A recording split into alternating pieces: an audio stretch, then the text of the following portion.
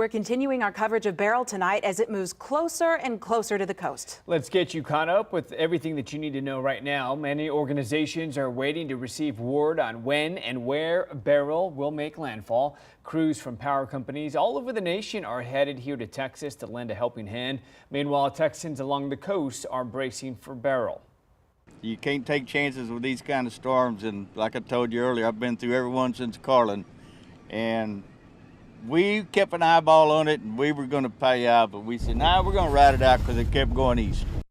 Now, Beryl is gaining strength in the Gulf of Mexico as we speak. We continue our live team coverage tonight with our KENS 5 meteorologist tracking Beryl. Paul Mireles is in Port Lavaca. Jeremy Baker is set up in Rockport, but first we check in with Weather Chief Bill Taylor for a look at Beryl's path right now.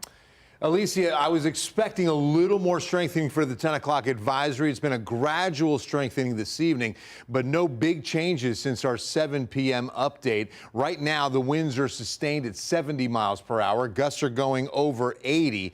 And with her moving north-northwest at 10 miles per hour, slow enough and still about 70 miles off the coast, that does mean that we could see some marginal strengthening as this system gets closer to the shore. We're still expecting an overnight landfall, and that would mean probably conditions worsening as we get into the overnight. I'm expecting between about 4 and 5 a.m. that this system comes on shore. In fact, we should see the northern eye wall coming on shore by about 3 a.m., just around what's called Matagorda Bay East. You know, it's kind of split with a small landmass in between. That is the town of Matagorda, Texas. Now, here's what's interesting. We're expecting a Category 1 northwest of Houston tomorrow. That's going to have some big impacts in southeast Texas for sure. But notice how it continues north and then northeast, taking all of the rain east of San Antonio and the Texas Hill Country.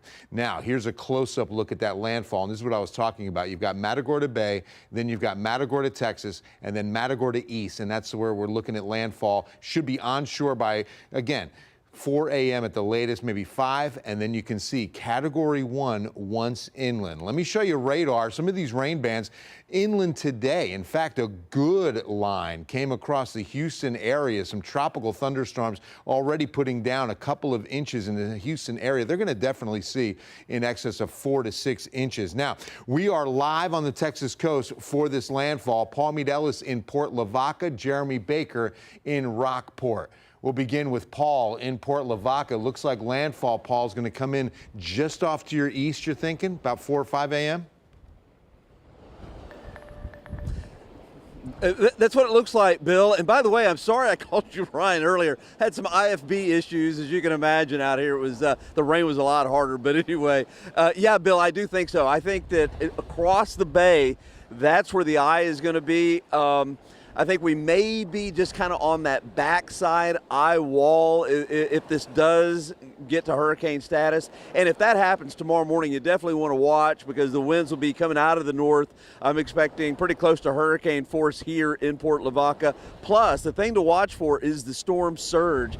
It's kind of hard to tell on the TV, but this is about a 5-foot drop from where I'm standing to the very base here.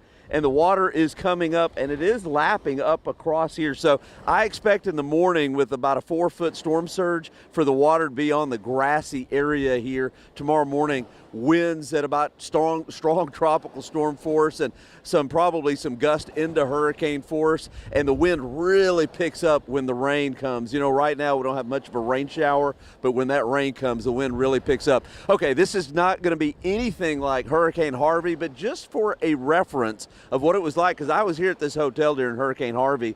If you could pan over here, the pool, the water level got up halfway up on that railing during Harvey, and of course was way out in the parking lot with about a 3-foot, the parking lot was covered with 3 feet of water. So what a difference. I mean, with this system, I'm expecting for the water level to get up here probably into the grass, and that's probably going to be just about it. But in some other areas here along the coast, they're going to have to watch out from the storm surge. It'll be reduced here, but on the other side of Matagorda Bay, storm surge may get up to 7 feet, maybe even a little bit higher than that. Also, they'll have to worry about tornadoes over on that side, and also the winds will be a lot stronger. But here tomorrow morning, winds are going to be pretty active, and it's going to be very, very wet as well.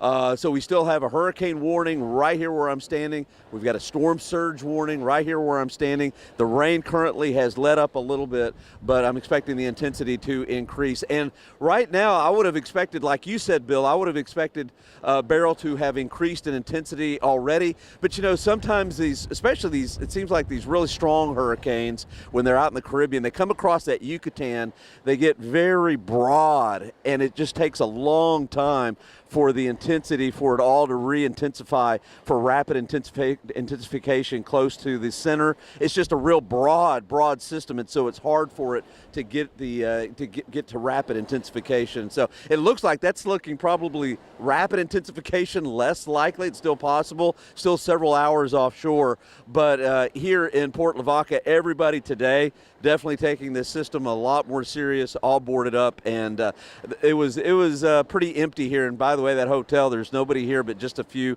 TV crews. All right, so you can see it definitely getting active here in Lavaca Bay, but let's see how Jeremy's doing down there in Rockport. Let's see if it looks as active over there. What's going on, Jeremy?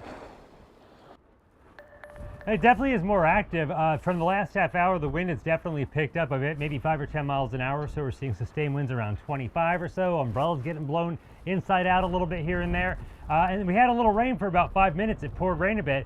But unlike earlier today when it was sunny and in the mid 90s, it's now around 80 or maybe even the upper 70s with some rain and plenty of wind. Take a look over here. Where we were earlier was on that sandbar, we'll call it right there.